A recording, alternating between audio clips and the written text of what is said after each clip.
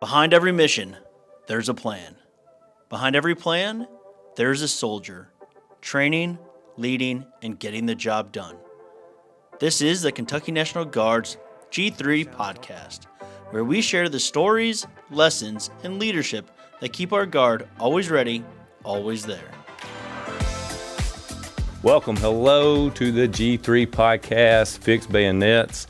I am your favorite podcast platoon sergeant, Sergeant B. We have another good episode here in Frankfort, Kentucky, and we are going to talk about some training events, some life-saving events, and things that have been going on in the aviation. And we're going to talk about maybe a recent MOB that happened with the training events. We're going to talk about operational stuff, and for the first time, we have a female soldier on the podcast. So never more. We have Staff Sergeant Ashley Renye. Welcome. Thank you. Hey, welcome to the podcast. First female, so don't screw this up. Try my best. No, so we have a lot to talk about, actually. With you, let's go a little bit into your history first. Let's just do this. So your military background, you were split up, right? Correct. Joined at 17. So people don't know that. 17. Day after my 17th birthday. Okay. Had to get that permission slip signed? I did. Yeah, the recruiter showed up to my house. Yeah. Sat down at the kitchen table. What started that, though? How did what did you talk to a recruiter already? What brought it up?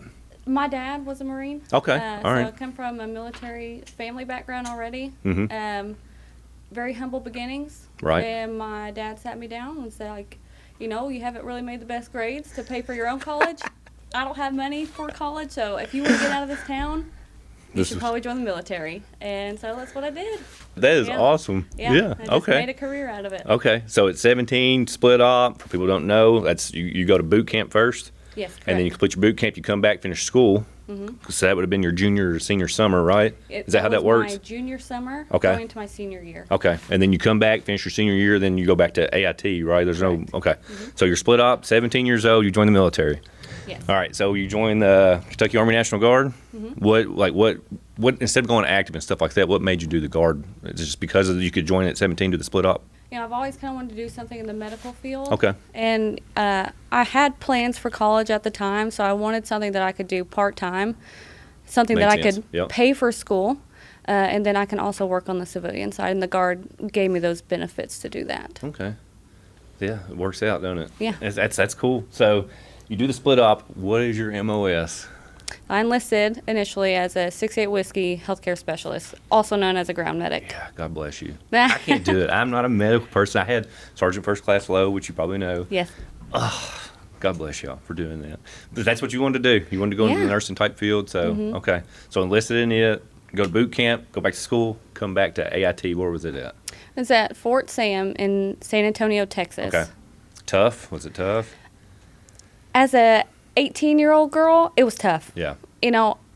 Going into the military lifestyle after essentially just being a kid in high school, it's a completely different world out there. So adjusting from high school life to such a structured facility, there was some adapting that had to occur. But after I got the hang of things, the schooling was easy. I just graduated high school. School's easy. I can look at a book and remember things. Yeah.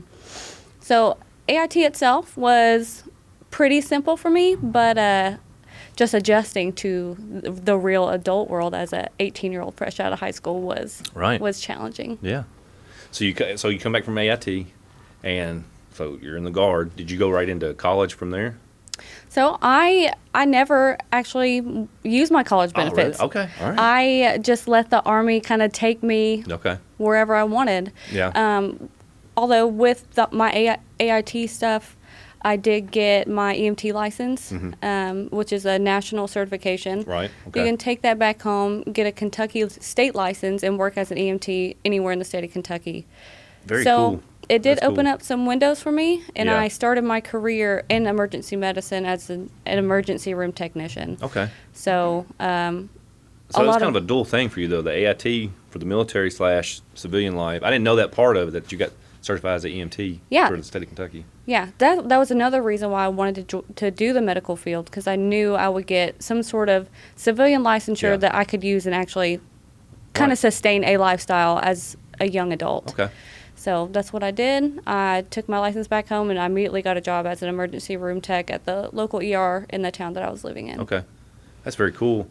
And I like to bring stuff like that up for our listeners and stuff, or people that's thinking about joining that's listening, or, that might be an option, especially if that's a field they're interested in.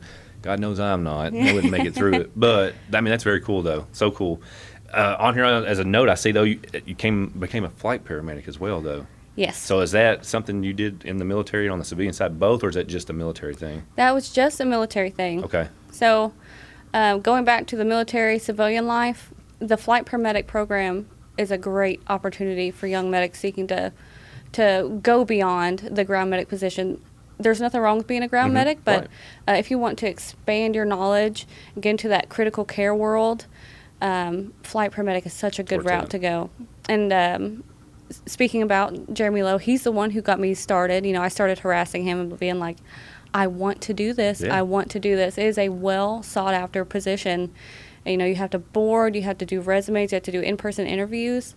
The process to become a flight paramedic is no small feat. Yeah. And Jeremy Lowe, he took a giant leap of faith on me, and he was like, you know what, I'm going to give you a chance.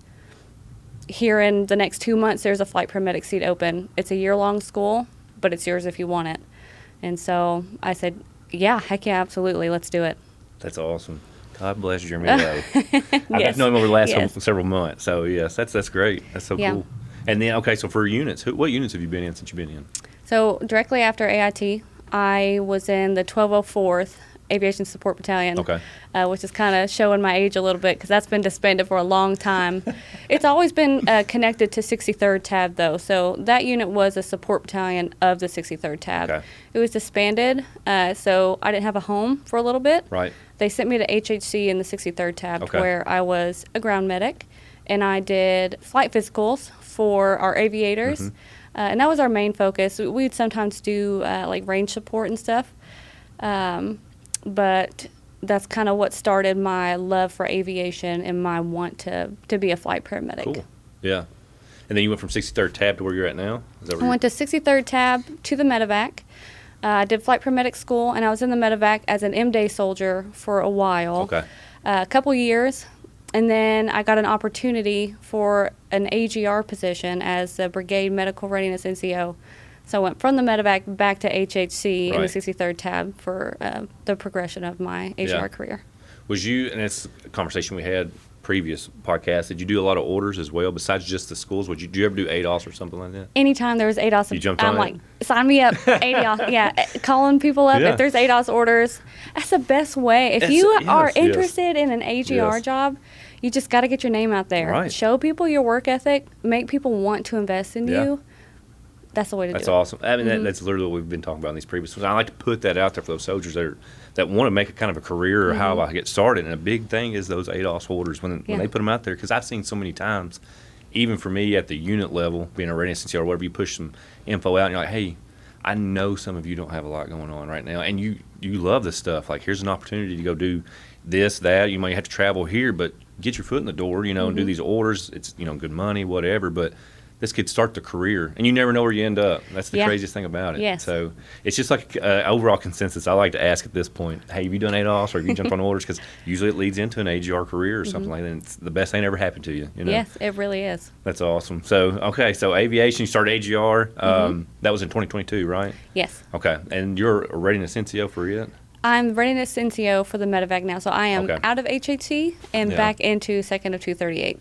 That's what I've noticed with aviation. So I do the net fieldings here in Frankfort for the new equipment, and that was one thing I didn't really know a lot about. My wife, she's an M-Day soldier, and she started out at the 63rd Tab, but I went over there and I'm like, hey, where's 376, where's 63rd Tab, where's, I don't, it's like they're all in the same building. Yes. It's a beast, and it's like medevac's over here. And lots of line units within one giant organization. Yeah, but great people. I mean, every time I go over there, very welcoming. I've done some fieldings, other armories and stuff like that, so. All right, well, Sergeant Renye, before we start jumping into the training portion, let's, since we kind of know who you are, let's take a little quick break, and when we come back, we'll kind of jump into the different training events that you have done over, even as an M-Day, some of the, especially that medical field, and stuff that you had learned over the years that's kind of progressed your experience to lead up to some of these life-saving events or state of emergencies that we've had. that it's really come into play and it's made you successful. Sound good? Sounds good. All right, we'll be back.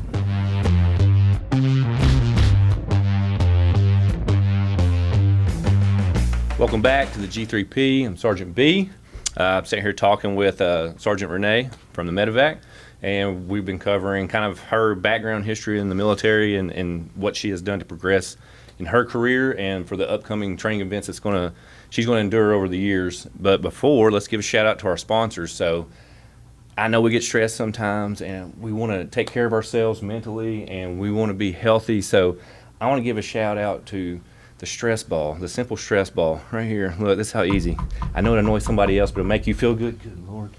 Any kind. I know people can call this a racket ball, but this is mine. I like to bounce it. So when you're stressed, you just needed some relief, get a stress ball. Don't be punching stuff. Don't be kicking things over, yelling. I mean, you can take this thing anywhere. You can bounce it off the commander's office, just like that. I mean, you can do whatever you want to do. So shout out to the stress ball. Let's all be a little bit calmer when we're working with each other.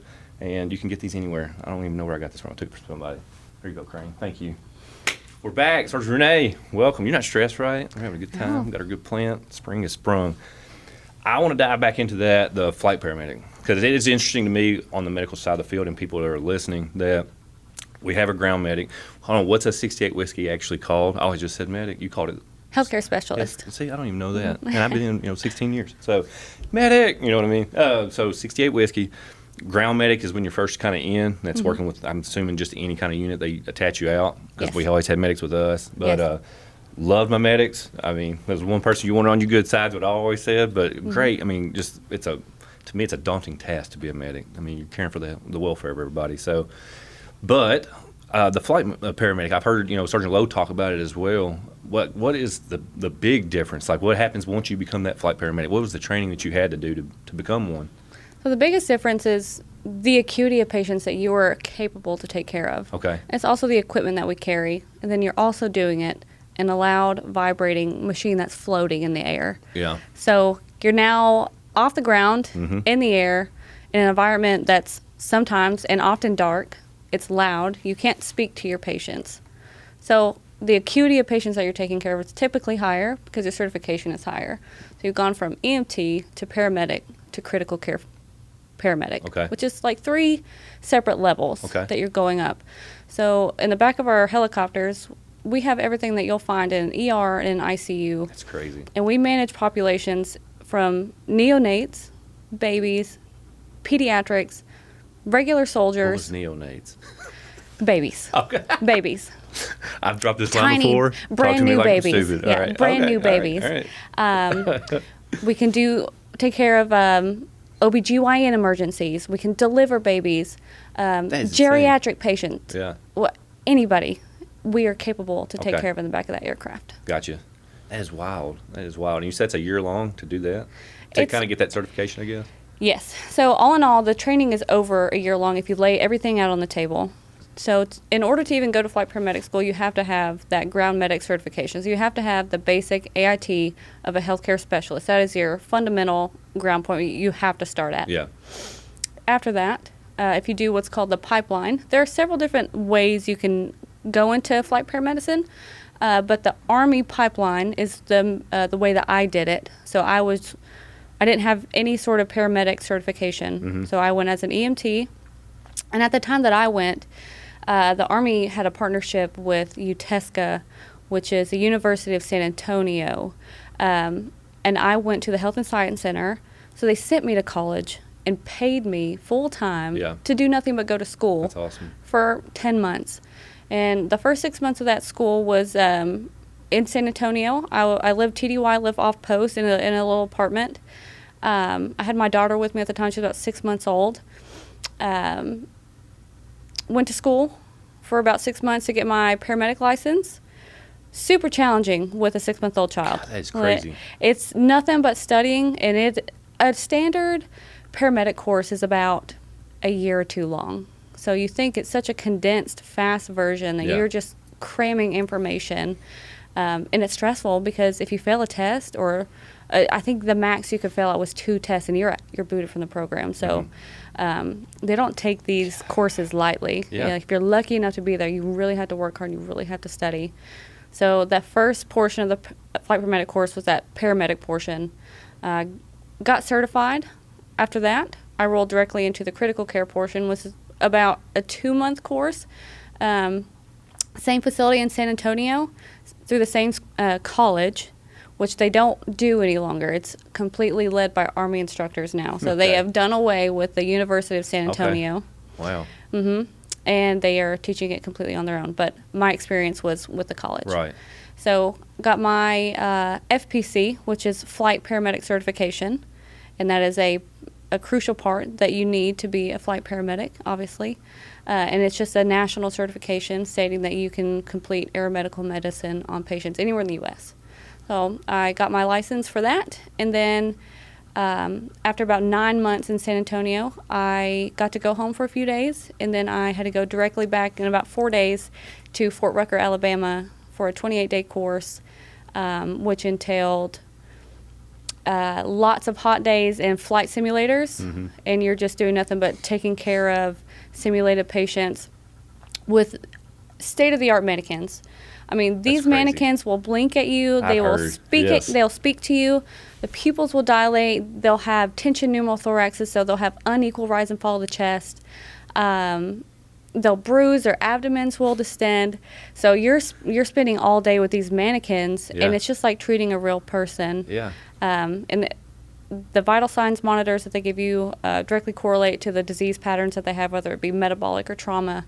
So for 28 days, you're learning aeromedical medicine, which is different than ground medicine because you have different gas laws. Yeah.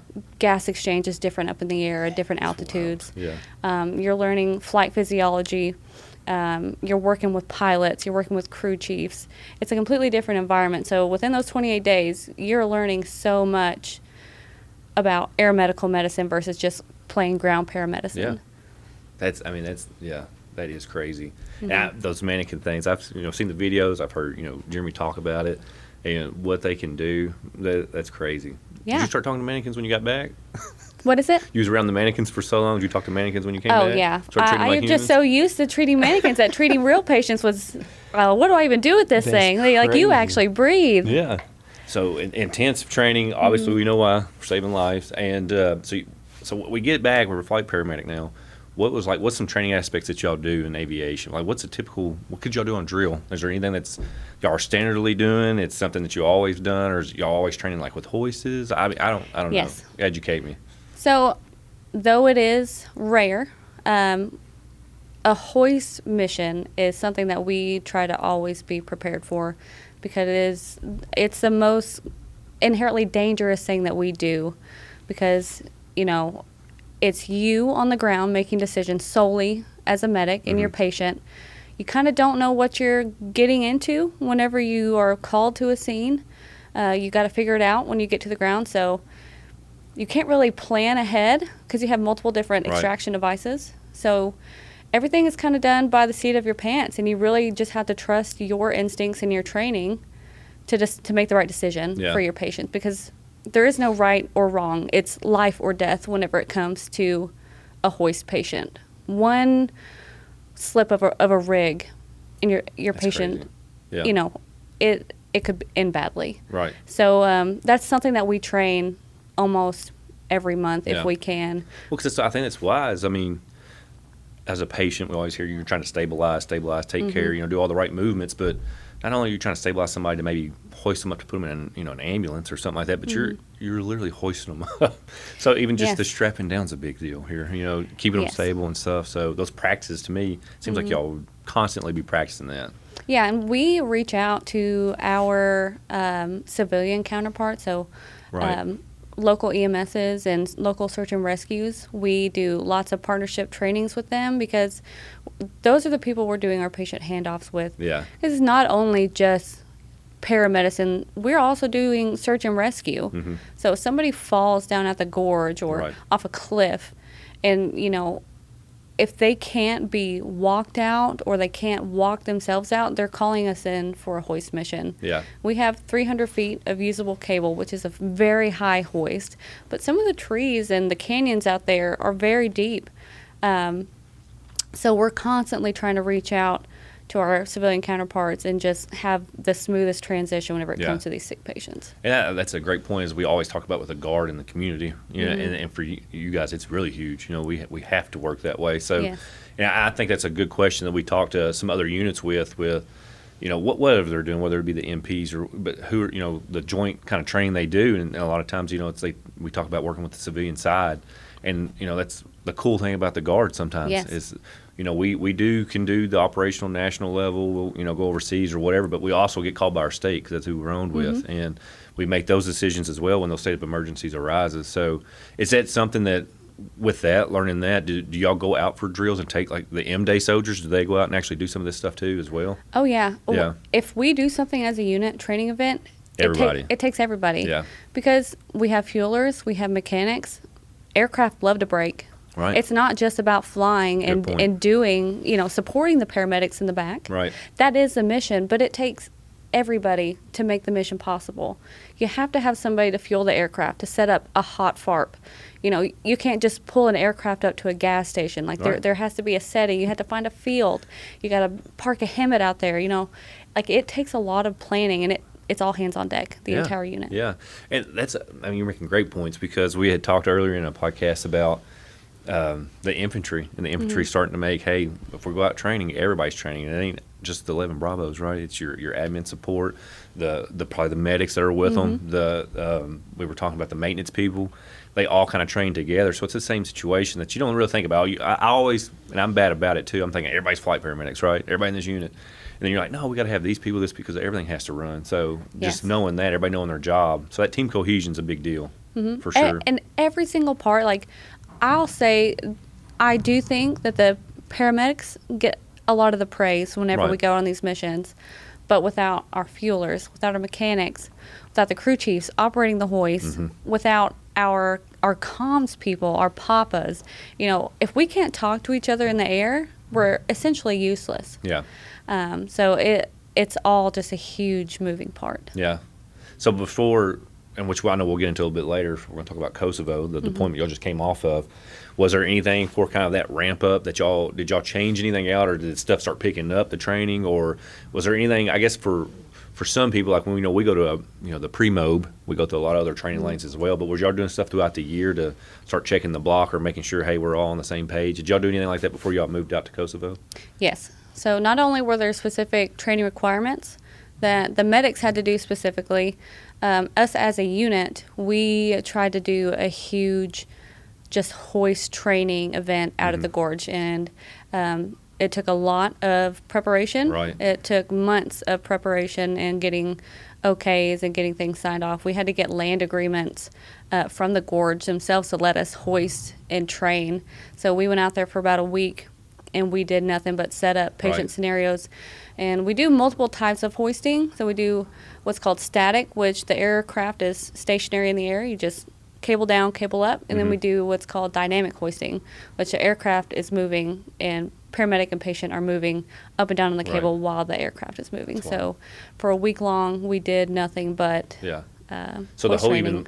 I like you talking about that setup too. You had to recon this whole bad boy. I mean, that sounds huge. Because a lot of people we talk about with the units is, hey, you can utilize other places, but the land agreement. Now you hear that a lot too. Make sure you get the right paperwork done and getting it signed off and talking to the right people. So you're already kind of networking. Who'd y'all network with for the gorge? Was it something with the Fish and Wildlife or the Park Rangers? Okay. Yeah, Park Rangers, Fish and Wildlife, and then it wasn't just a medevac out there. We had Wolf County Search and Rescue, we had Red Star EMS, we had Jessamine County coming out, who we do our swift water rescue with. We had brought all these people to the facility and did a mass hoist training event, so they knew exactly how to rig our hoist, and if they had to hop on, they could safely put themselves on and ride the hoist and get off the hoist whenever that time came.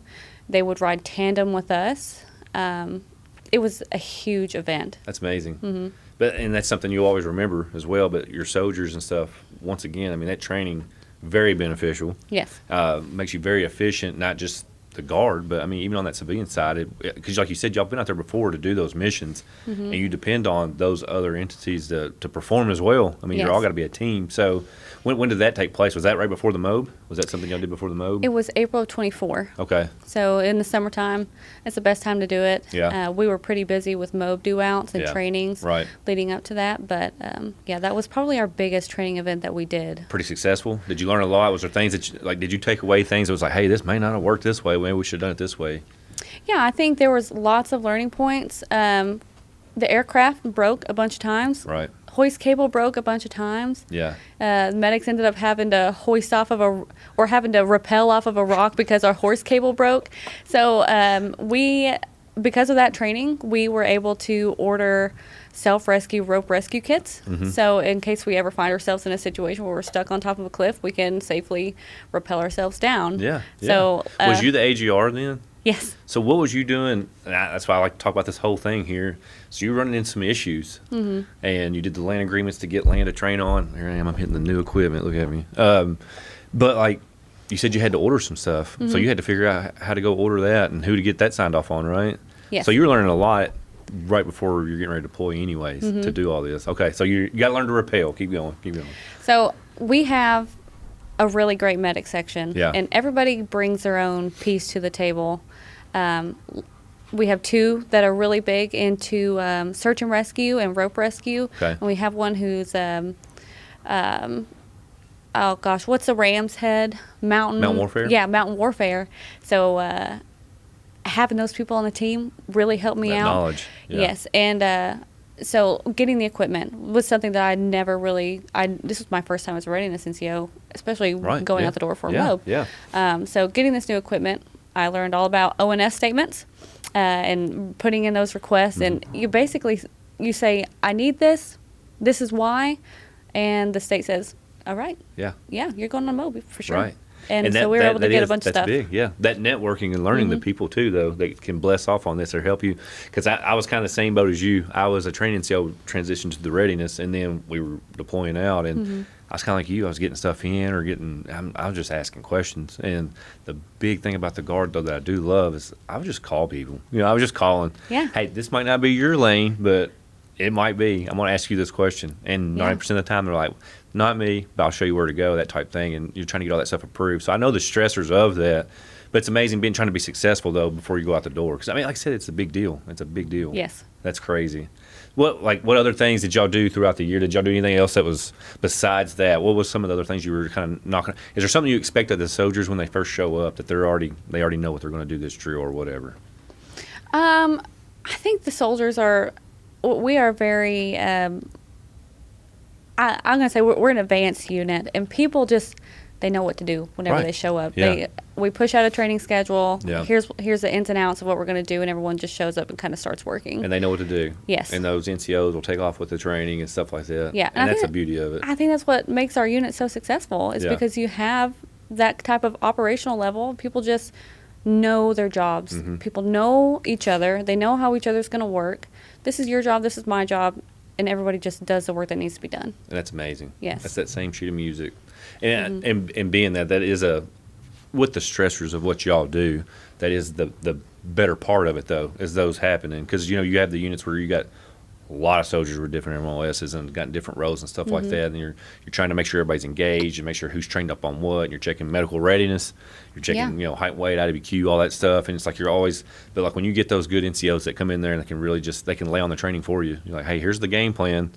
Go execute, right? And they just pick up and go. It makes life so much easier. It really does. But when you see them perform, too, as well, it really, to me, it motivates me seeing when soldiers take the reins and go, and they enjoy what they're doing. They're determined and seeing that. So yeah, a good example, leading up to the MOB, we knew from the get-go to get ready for the MOB, we knew that we were going to be flying single medic. Okay. And with a critical care patient, you have two hands. Okay. And it's just you in the back. Yeah. And those two hands get occupied very, very quickly, and it can be overwhelming and stressful. So our crew chiefs... Did you typically train with 2 medics, though? What's the typical? If you had the teammate ride, or yes, I'm assuming? We like to ride dual medic if we can. Okay. Absolutely. So stateside. So knowing you're going over there, you're going single. Mm-hmm. Okay. Yes. All right. So we were used to doing dual medic, and it's nice to have someone to just bounce ideas off of. You know, you have a critical patient, you're like, what do you think about this medication? What do you think about this vital sign? Are we trending? Are we going the right direction? And just having somebody to bounce those ideas off. Yeah. You know, it takes it's almost like a sense of relief. Like you know you're doing the right thing, but it's like okay, yes, I know we're on the same page. For me, any kind of scenario like that where I have a backup, you feel a little more confident. Yes. Like, I ain't gonna fail. Yeah. I'll wing it this way or whatever, and I'll go this way. And you feel more confident because you've got that person to fall back on. Yes. And now you don't. Yeah. So we're single medic. So we're like, you know what? Our crew chiefs are super motivated. They're always trying to help us in the back. So we train them up on all of our vital signs machines, and like, this is how you hook them up for a cardiac patient. This is how you this is how you take a blood pressure. If you want to do SpO2 monitoring. So anytime that we had a patient, our crew chiefs, we didn't have to touch the vital signs monitor. Our crew chiefs immediately started hooking the patients up, recording vital signs. They'd set timers. They'd record vitals every 5 minutes. If we needed something, they would usually go ahead and have an IV start. Yeah, they have an IV start kit in their hand saying, here you go. They take our needles, put them in Sharps containers. So that's crazy. Yeah. Just having that level of motivation and people just wanting to do the job, it's a love of the mission, and it showed throughout the MOB. Well, we're going to talk about that. Yeah. So let's do this. Let's take a break. When we come back, we're going to kind of jump into those scenarios y'all got yourselves into over in Kosovo and the things that you... Real quick, let's talk about what's on this table. Just real quick. What the hell is this thing? So those are cardiac defibrillation paddles. All right. Now, I've been in emergency medicine for over... They're not real right now? No. It's safe to go. Okay. All right. So those will hook up to a defibrillator machine. Okay. You have to charge it, set your energy, which is in joules, and then you place it on the chest. There you go. Yeah, and then you can shock somebody's heart. Shock the hell out of them. Yeah. Whatever they need. I feel like there's some power in these things. Oh, there is. It's like getting kicked in the chest with a horse, you know? But I've been in emergency medicine for 10 years, and I've never used these. So these are cool. These are nostalgic. Yeah. Oh, okay. All right. These are way cooler than what we use now. Well, cool. Well, let's take a break. We'll come back and let's get into some of those. The mission, the Kosovo mission. Sound good? Sounds good. All right, we'll get you back here.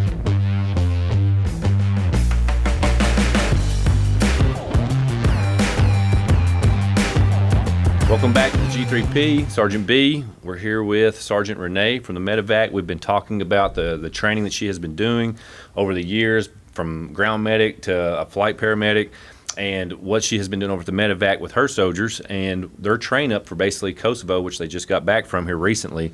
And before we jump into that, let's talk about the pre-mob process, because we all kind of have to go through that. Where did y'all do your pre-mob at? So we were at Fort Hood in Texas. Okay, good and hot, huh? The hottest week of the year. Really? Yes. Nice. That's how it works in the Army, every time. So how long were you down there for? We were down there for about 28 days, but the actual exercise itself, the big meat and potatoes event, was about a week long. Okay. With that, so I've already heard something, it came up, right? An actual emergency. Something that was kind of a practice to real life. Yes. Can you talk about that? Yes. So that specific training day was, it's about 108 degrees outside. Very hot, direct sunlight, no clouds, no shade. That day was our mass cow training day, and we were just getting 9 lines after 9 lines after 9 lines. Right. And everybody was just hot and exhausted.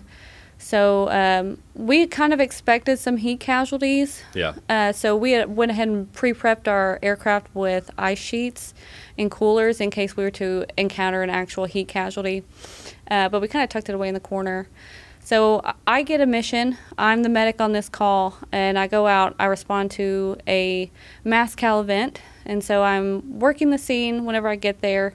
I'm packaging up my patients. I'm coordinating movements. And then one of the instructors who's evaluating me comes up to me and he says, I need you to stop what you're doing. Somebody is having a heat stroke over here. And so I dropped what I was doing. Yes. Yeah. And the OIC of the training came to me and he said, I'm sorry to ask this of you, but can you take this patient to the hospital? Oh, shit. And I Okay. said, yeah, of course I can. Yeah. I have everything I need. So I get on my radio, I call up my PC. So who it is- went from training. Yes, This to, is- to, this is to life or real death life. now. Here we to go. real life. Okay. So Yeah. I'm treating this patient. I've got a couple of other hands helping me. We're starting an IV on the patient. We're doing rapid cooling measures, cutting the guy's clothes off, putting ice in neck, axilla, inguinal, hands, feet, Right. trying to cool this guy down because he's in and out of consciousness. He's very obtunded. So I knew right away we had to remove him from the environment and get him someplace cooler and just start cooling this guy off. Have you treated a heat cat like that before, or at least to that extent? Not to that extent. Okay. He's probably one of the closest I've seen to an actual heat stroke before. Right. I don't think he was necessarily there yet, but Yeah. he was well on his Okay. way. Yeah. I had no running water, so my materials were very limited. Mm-hmm. So pouring water on this guy, putting ice in the places that I had it. I get on the radio, I call in my PC, and I explain what's going on. I said, we have a real nine-line mission. Are you comfortable with taking this patient to the hospital? Because at the end of the day, the PC was Kristen Beard, my favorite pilot From Camelsville. from You know Richmond. this? Oh, She went to Taylor County, where I'm from. okay, And all right. we found out, me and my wife found out about Kristen, like, joining the military. And Yeah. everything that just kind of, where she was at, we're sitting there, she's like, oh, she's going to flight school and all this stuff. And then, yeah, it blew our mind. Yes. Very good for her, though. Very Yeah. good. Shout out to her. Very Absolutely. good for her. I couldn't have asked for a better PC that day. Right. She said, absolutely, we'll take the patient. So explain the situation. She lands. I gather up a litter team, secure my patient. We walk to the helicopter, secure them. And during this whole process where I'm treating this patient, a real life patient, like we're not even in training mode. This is Right. real life. Yeah. The Fort Hood instructor is evaluating me. He's not helping me. He's, Really? Yes. He's sitting up Checking in the seat. blocks? Yeah, checking the blocks. Yeah, so all the way down. So we land. We call for an ambulance for transport to the hospital. And all the way down to the physician handoff, I was being evaluated. That's crazy. It's crazy. That Yes. is crazy. Okay. But, I don't know. Yeah, that blows my mind. Okay. Yeah, but the patient ended up having a good outcome. Yeah. I saw him later on down in the MOB at a training event. So That's yeah, so was it's he great. one of the soldiers that was going as well? Yeah, he was Okay. one of the infantrymen. Okay. Mm-hmm. That is wild. And right there, your training kicked in and saved Yeah, us. yeah. It's honestly, it's second nature. Yeah. And I feel more comfortable doing real life Right. than Yeah. faking it during Yeah, I a training understand. event. Yeah. Because it's just what I'm more comfortable with. Yeah. That is wild. Mm-hmm. Well, good for y'all. And guy was saved and everything was good. And Mm-hmm. did they not really have a medevac there for you? It was they just came straight to y'all and was like, "Hey, you're They already don't- doing this. Can you do this?" We were miles away from a hospital. Yeah. They didn't have the equipment that they needed to cool them off, Yeah. and we were 10 minutes away from the hospital. So they don't have air medical assets out Right. there. But Wow. our Kentucky helicopters were there that were fully outfitted with Yeah. our portable ICUs, and they said, please take this patient. And of course we did. That's awesome. That's an awesome story. And that's at pre-mob. Pre-mob, yes. That's how pre-mob goes. Mm-hmm. So pre-mob gets done. All right. So you've already kind of went through a scenario. Now we head over to Kosovo, Mm-hmm. fly out. We get over there. What was kind of like one of y'all's first? What was the ways of the roads over there? What was y'all doing? You said you're down to single medic flying now, right? In the That's aircraft. correct. Okay. Was y'all running like different type of medevac missions and stuff like that over there? So the way it's set up, it kind of operates like a fire station. And you have Okay. shifts, Mhm. and there's always medevac coverage 24/7. So there are 4 rooms within the Med CP, which is where we live. We had operations. We have a PC, a PI, so 2 pilots, 1 crew chief, and 1 medic. Each person has their own room, and we were operating under 48-hour shifts. Okay. So I got you. for 48 hours, you're just basically waiting for a 9-line to drop. Yeah. And did y'all have quite a few? We had, I believe, around 11. Yeah. Which really doesn't sound like a lot for a 10-month span. But the patients that we had, they're all extremely critical and needed multiple interventions. So whenever you got a call, you had to be on your A You game. knew it. You knew Yes. it. Now, we ran single medic, but Mm-hmm. if we knew that the patient was going to be super critical, Right. there was always an extra flight paramedic available to hop on to assist if need be. Yeah. So nobody was ever alone if they didn't Right. need to be alone. Right. That's amazing. Mm-hmm. Yeah, man, that's that call, I guess that's the crazy thing to me. Like, it's something probably serious at this point. And it did. It turned out to, well, all of them. But one thing that I know when we were going to talk about was this British service member, right? That was one of the big incidents that happened over there. Mm-hmm. Let's go into that, because I've kind of read the story a little bit, because it was kind of pushed back to the States and very unique. But you had a team and y'all get a call, right? That's correct. So the incident actually occurred on Camp Bonsteel, which is where we were stationed. Okay. It was a British soldier who they were just doing some outdoor training in some tents. Soldier was stung by a bee, no history of allergies of any kind, and ended up going into anaphylaxis immediately. Luckily, they had the British surgeon there who was able to administer epinephrine, which is an emergency drug that helps open up the airway and kind of close your vessels, right, so you can maintain your blood pressure and perfusion. He was able to administer that medication rapidly, but the patient went into what's called refractory anaphylaxis. So essentially the patient is no longer responding to your medications that you give them. Okay. And the mortality rate, which is death rate, is extremely high, and patients usually don't come out of this specific syndrome. Really? Yes. So when he was administering this, was they hitting, where were y'all at? How far was this hangar, wherever y'all were at? They were right down the road. Okay. So doc administers epi, patient goes into cardiac arrest, loses a heartbeat. So their medic and their surgeon throw the patient into an ambulance and drive them up to our battalion aid station, which is a Roll 2. Is this when y'all are aware of it now, or was y'all already aware when they were doing that other stuff as well? We were not aware of it yet. Okay. We had, I think I wasn't there initially. Okay. But I know that we had medics up at the aid station already. Right. So they were notified by the flight surgeon saying, hey, there is a very critical patient coming in. And the flight doc just went ahead and said, I want every single flight paramedic notified, and I want them up here to help me run this patient. Right. So we were notified of a critical patient, didn't know what we were walking into. Some of the medics got there before I did, but they were doing CPR, and they achieved what's called ROSC, which is return to spontaneous circulation. So the patient achieves their heart rhythm again, and you have to start administering medications. Like, you have to act quickly. And that's about the time that I walked in. The patient was already on a magnesium drip for airway support. Right. They are talking about doing an epinephrine drip, which is to help vascular support, basically.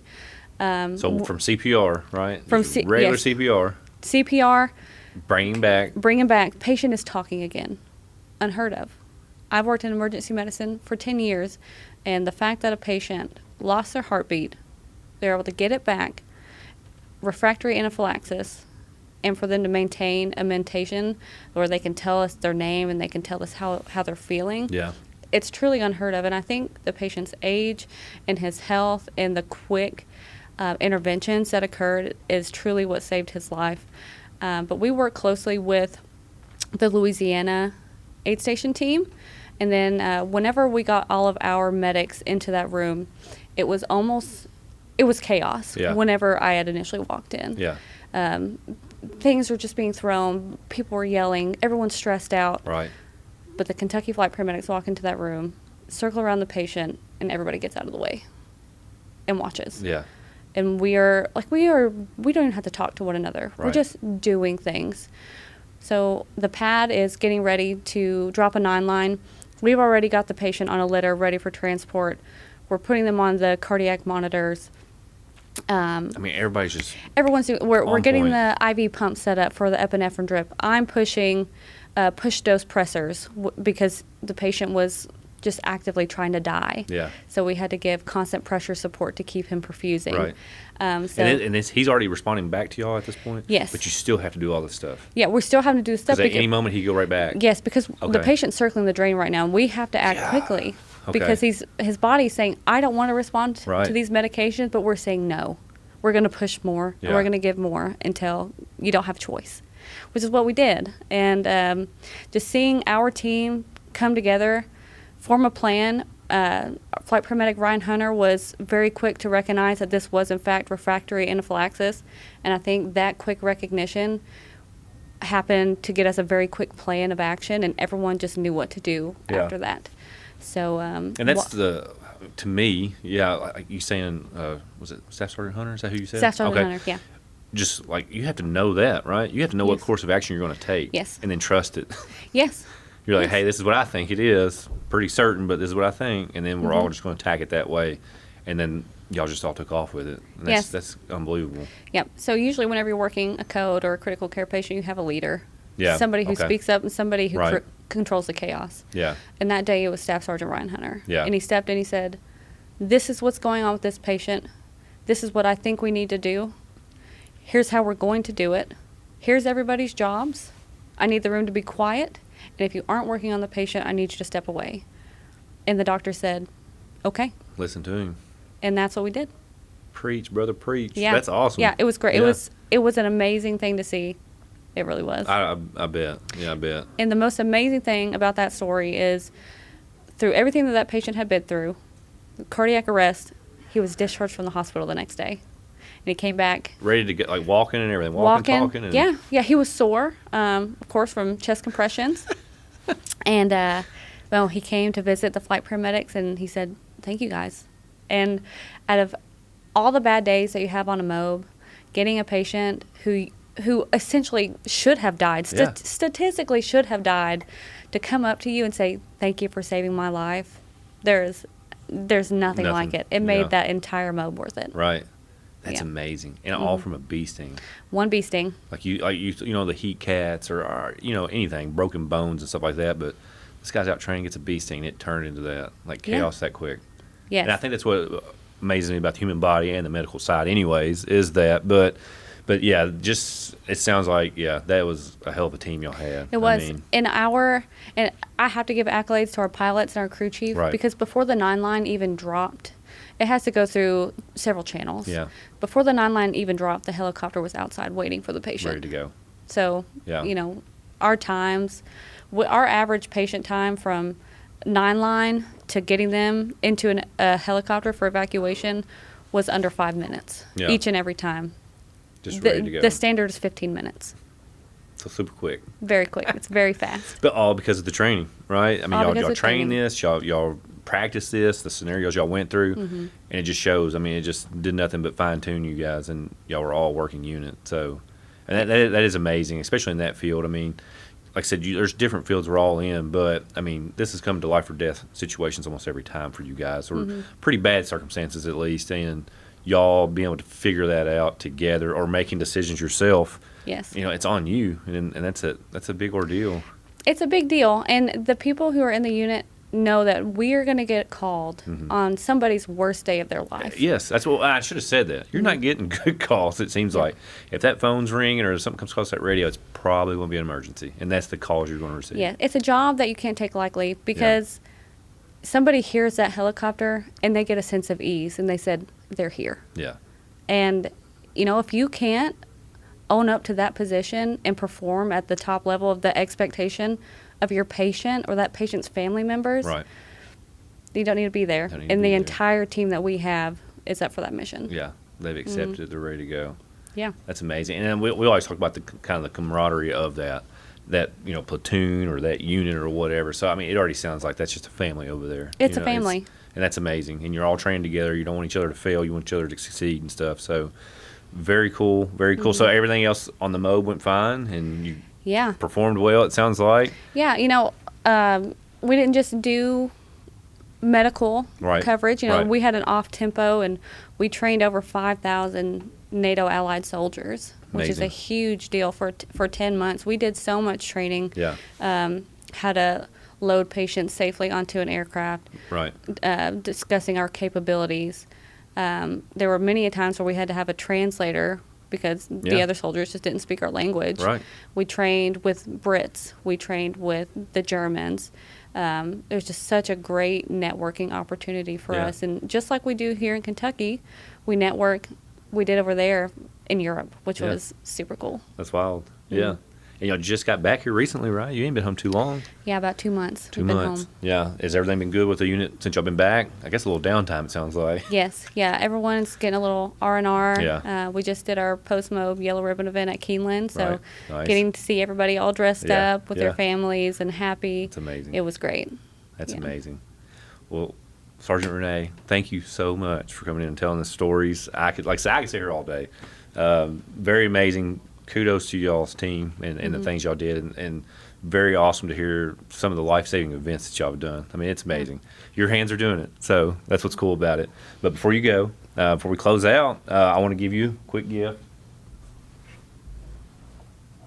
It's for the G3 podcast. We kind of settled on this. right. So something you can put on your desk or you can Perfect. have your morning coffee out of Thank or you. whatever, because we really do appreciate you coming and talking to us today. Yeah. Very cool. And you're right across the way. You might send me over there. Yeah, for sure. Bring me And over for a hoist mission. patch is for you. Oh, thank you. Yeah, absolutely.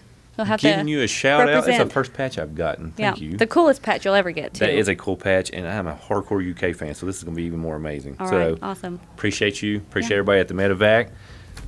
With that, hope everybody's safe. I hope everybody's taken care of. Thank you for tuning in. And with that, enjoy life, be healthy, and stay lethal. G3 Podcast out.